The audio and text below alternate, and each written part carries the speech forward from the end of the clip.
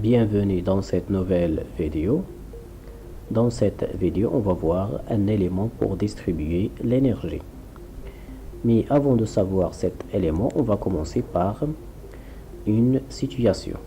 La situation est la suivante. On a ici un réseau monophasique constitué d'une phase L et d'un neutre N. C'est la source de l'énergie pour alimenter un actionneur. Donc un actionneur est un élément qui permet de transformer la forme de l'énergie.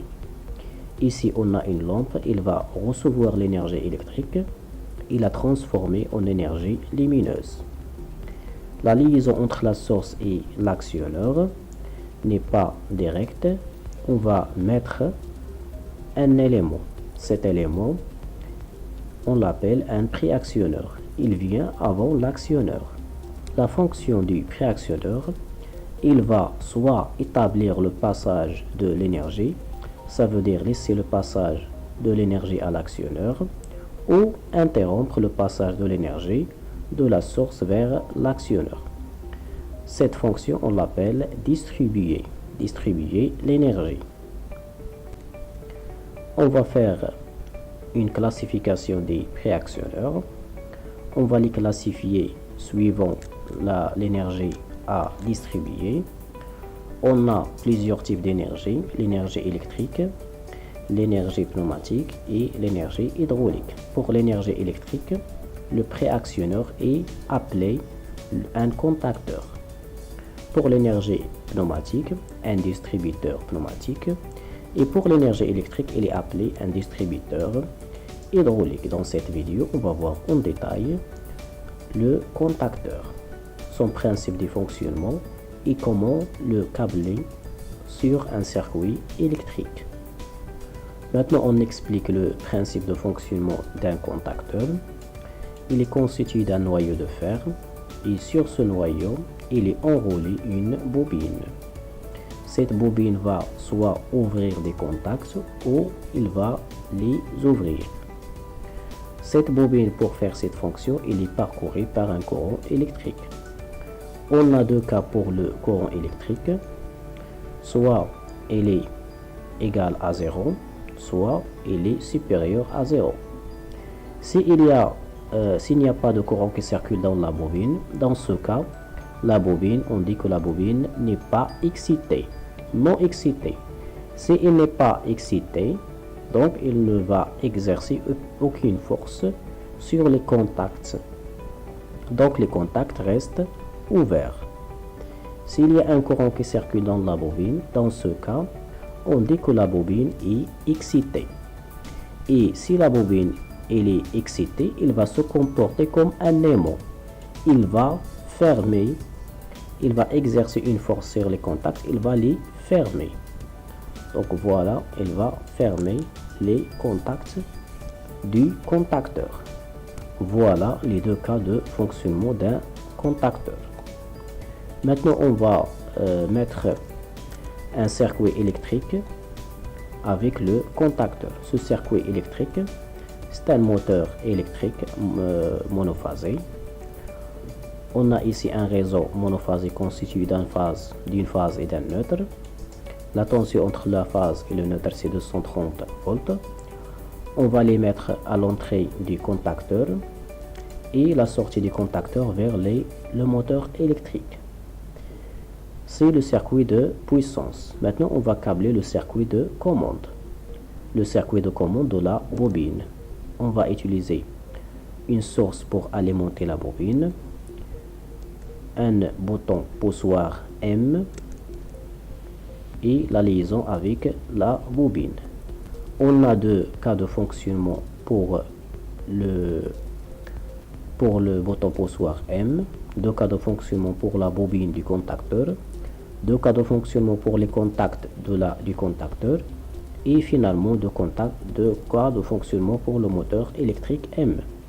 On va mettre tous ces cas de fonctionnement dans un tableau. Donc voilà le tableau.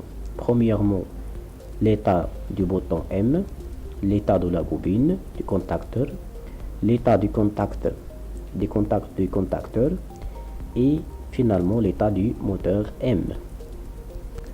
Le premier cas, le bouton M, il est ouvert, n'est pas actionné. S'il n'est pas actionné, il est ouvert, il n'y a pas de courant qui circule de la source vers la bobine. Donc la bobine, elle est non excitée. S'il n'est pas excité, il ne va exercer aucune force sur les contacts. Les contacts restent ouverts. Dans ce cas, il y a le circuit du moteur avec le réseau électrique n'est pas fermé. Donc le moteur, il est en arrêt, ne tourne pas. Le deuxième cas, on va appuyer sur le bouton poussoir M. Donc il va se fermer. Dans ce cas, il y a un courant qui circule de la source vers la bobine. Donc la bobine sera excitée. Et si la bobine est excitée, il va exercer une force sur les contacts. Il va les fermer. Et si les contacts du contacteur sont fermés, il y a un courant qui circule au moteur électrique. Dans ce cas, le moteur tourne. Maintenant, on va voir les types des contacteurs. On a un contacteur monophasé. Un contacteur monophasé, il est constitué de deux contacts. Un contact pour la phase et un contact pour le neutre.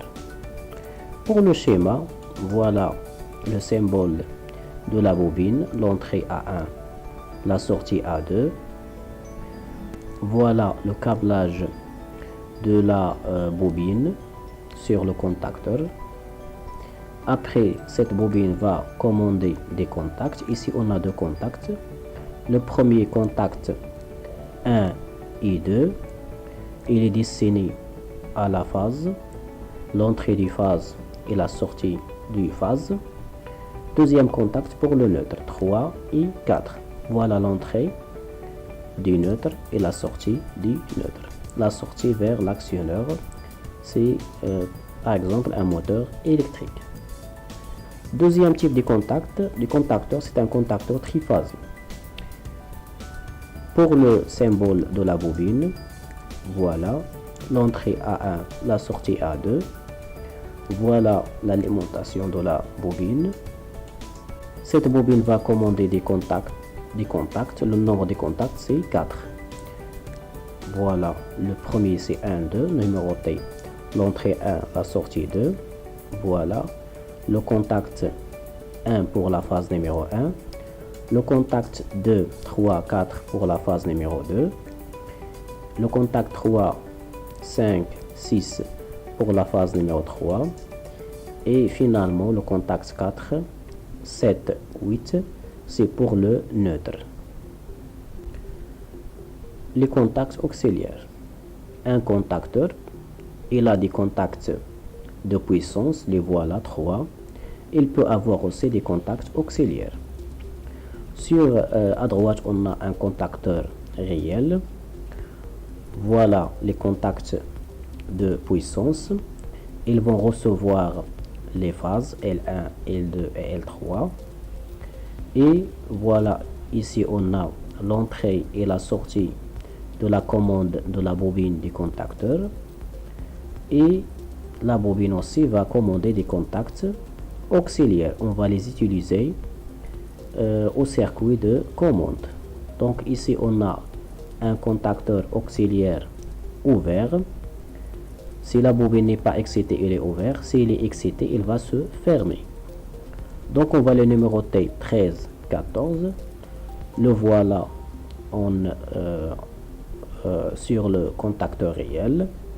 Aussi on a un contact fermé, on va le numéroter 21 et 22, le voilà sur le contacteur réel. NE, ça veut dire ouvert, NC, fermé. Ces contacts auxiliaires, on va les utiliser en auto-maintien. Ce principe, on va l'expliquer par la suite. On va l'utiliser aussi en signalisation. La signalisation, ce sont des informations pour informer l'opérateur sur l'état du système. L'information peut être visuelle, par exemple des lampes témoins qui va, par exemple une lampe verte, ça veut dire le système fonctionne normalement. Une lampe rouge qui va s'allumer s'il y a un défaut de fonctionnement du système. Maintenant, on va prendre un exemple. Cet exemple, c'est le démarrage direct d'un moteur asynchrone triphasé. Voilà les trois phases L1, L2, L3. Voilà le moteur qu'on va câbler. On va mettre les contacts du contacteur et on va faire la liaison avec le moteur électrique. Ça, c'est le circuit de puissance. Pour le circuit de commande, on va alimenter la bobine qui va commander les trois contacts. Donc 24 volts et 0 volts pour la commande de la bobine. KM1.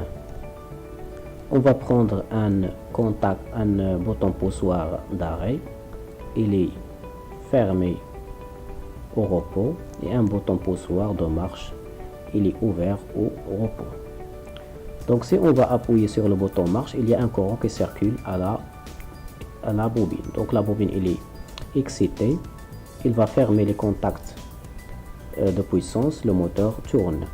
Si on va lâcher, il n'y a pas de courant qui circule, donc la bobine va être désexcitée et il va lâcher les contacts du contacteur et le moteur s'arrête. Donc pour résoudre ce problème, on va mettre en parallèle avec le bouton marche un contact auxiliaire ouvert KM11. Donc si on va appuyer sur le bouton marche, la bobine va être excitée et il va fermer KM11. Donc si on va lâcher le bouton marche, le courant électrique continue de circuler sur le contact auxiliaire KM11. Cette opération, on l'appelle l'auto-maintien ou le maintien. Maintenir le passage du courant électrique à la bobine KM1, même si on lâche le bouton marche. Ça, c'est le schéma. Pour le câblage réel, ici on a un contacteur, un moteur électrique, un bouton de marche vert et un bouton rouge d'arrêt. Premièrement, on va faire le schéma de puissance. On va prendre les trois phases et on va les mettre à l'entrée du contacteur et de la sortie du contacteur vers le moteur électrique. Ça, c'est le circuit de puissance. Pour le circuit de commande, du 24 volts vers l'entrée du bouton poussoir arrêt rouge, de la sortie du bouton poussoir rouge à l'entrée du bouton poussoir vert de marche et de la sortie du bouton poussoir d'arrêt vers l'entrée de la bobine A1. La sortie de la bobine A2 vers le 0 volt. C'est le circuit de commande. Mais on doit mettre aussi l'auto-maintien. On va mettre en parallèle avec le bouton poussoir de marche un contact auxiliaire ouvert. Donc voilà le contact auxiliaire, l'entrée NO et la sortie du contact auxiliaire NO.